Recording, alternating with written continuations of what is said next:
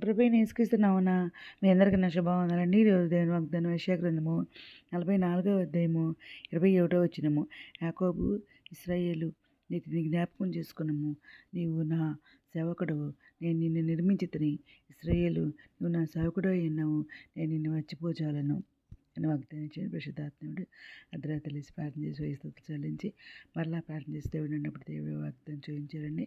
వెంటనే స్టాటస్ పెట్టిన చూడండి. ఇక్కడ అవునండి, మనం ఉదయకాల సాయంత్రకాలం మధ్యాహ్నం కాడ ప్రార్థన చేస్తున్నాం, సుత్యాగం చేస్తున్నాం, ఉపవాస ప్రార్థన చేస్తున్నాం. మరి బైబిల్ అయితే పూర్తి రాష్ట్రాన్ని దేవుని కృపల్ని ఈ విధంగా చేస్తున్నాం కాబట్టి దేవుడు మనల్ని మర్చిపోలేదు అంటున్నారు. నేను ఎందుకు మర్చిపోతాను, నువ్వు నా సేవకుడు అంటున్నారు. ఇంకా ఆయన నా సేవకుడు యాకోబు, నేను ఏర్పరచుకున్న ఇశ్రాయేలు వినుము అంటున్నారు. నేను సృష్టించి గర్భంలో నేను నిర్మించి నీకు సహాయం చేయవాడనైనా యెహోవా ఇలాగ సెలవిచ్చున్నాడు. నా సేవకుడు యాకోబు, నేను ఏర్పరచుకున్న యెషూరును భయపడకమంటున్నారు. నేను తప్పుకున్న వాళ్ళ మీద నీళ్లను, ఎండిన భూమి మీద ప్రవాహజలమును కుమ్మరించదనంటున్నారు. నీ సంతతి మీద నా ఆత్మను కుమ్మరించదనంటున్నారు. నీకు పెట్టువారిని నేను ఆస్వాదిస్తానంటున్నారు. నేటి కాలంలో నాటబడిన నెరవంజి చెట్లు గడ్డిలో విరిగినట్లు వారు ఎదుగుతారు అంటున్నారు. అక్కడ నేను యెహోవాడన్నాను, మరి యాకోబు నేను పేరు పెట్టుకున్నాను. మరి ఒకడు యెహోవాడిన నేను తన చేతితో రాసి ఇశ్రాయేలు అని మారు పేరు పెట్టుకున్నాను అన్నారు. ఇశ్రాయేలు రాజైన యెహోవా వారి విమోచకుడైన సైన్యం అద్భుత యెహోవా ఎలాగ సెలవిచ్చున్నాడు. నేను మొదటి వాడను, కడపటి వాడను, నేను తప్ప ఏ దేవుడును లేడు అంటున్నారు అనమాట. మీరు వేరొకటి భయపడకూడదు అంటున్నారు. పూర్వకాలం నుండి నేను నీకు సంగతి వినిపించి తెలియజేయలేదా అంటున్నారు. మీరే నాకు సాక్షులు, నేను తప్ప వేరొక దేవుడు ఉన్నాడా అంటున్నారు. నేను తప్ప ఆశ్రయదుర్గం ఏదీ లేదు, ఉన్నట్టు నేను ఎరగను అంటున్నారు అనమాట దేవుడు.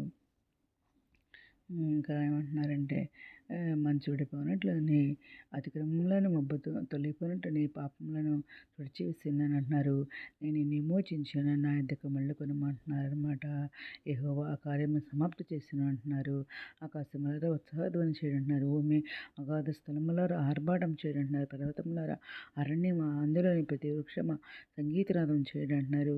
యెహోవా యాకోబును విమోచించును అంటున్నారు. ఆయన ఇశ్రాయేలు తన మహిమను తనకు కనపరుచుకుని అంటున్నారు.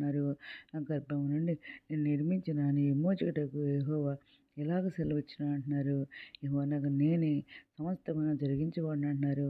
నేను ఒక్కడనే ఆకాశమును విశాలపరిచిన వాడని అంటున్నారు. నేనే భూమిని పరిచిన వాడని అంటున్నారు.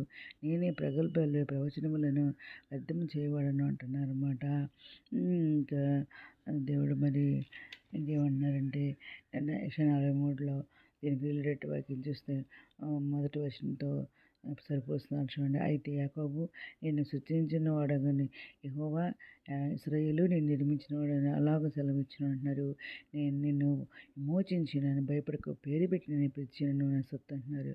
అవునండి, మరి 100వ రోజున దేవుడు నిజంగానే మరి నిన్ను విమోచించాను, భయపడితే ఎందుకు పేరు పెట్టి పిలిచా, నువ్వు నా సొత్తు నన్ను సొరందరం ఆడారండి.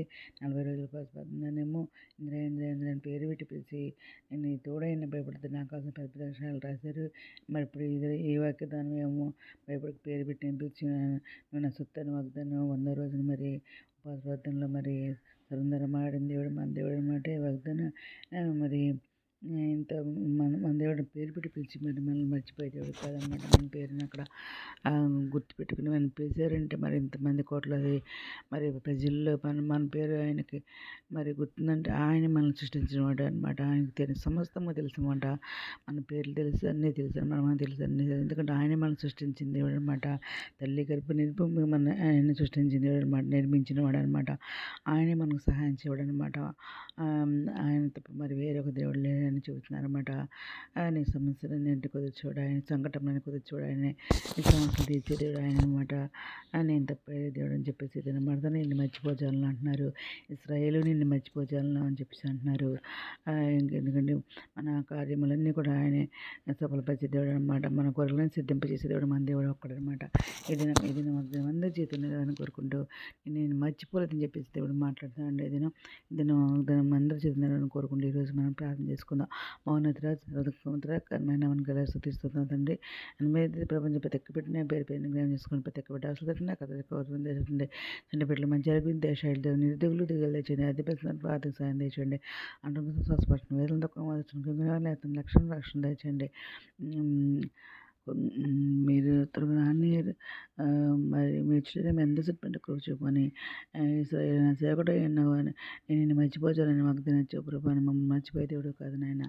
మమ్మల్ని ఎప్పటికీ మీరు గుర్తుంచుకొని మా మా కార్యాలను మీరు సఫలపరిచే దేవుడు మాకు తోడుగా ఉన్నందుకు మీకు కృతజ్ఞతలు చెల్లించుకుంటున్నాం ప్రభు. స్తోత్రనాయన ఇతర రాని మీరు శరీరం ఎంత చెప్పండి కృప చూపని ప్రజలకు భాగం దయచేసి మా ప్రభు పరిరక్షణ యేసుక్రీస్తు పరిశుద్ధమైన నామమున అడిగి పెట్టుకుని ప్రార్థిస్తాం తండ్రి. ఆమేన్. మేము దీని ప్రార్థనలో మా కుటుంబం గురించి కూడా ప్రేయర్ చేయమని మనం చేసుకుంటున్నానండి. ప్రభుత్వంలో మీ సహోదరి. God bless you.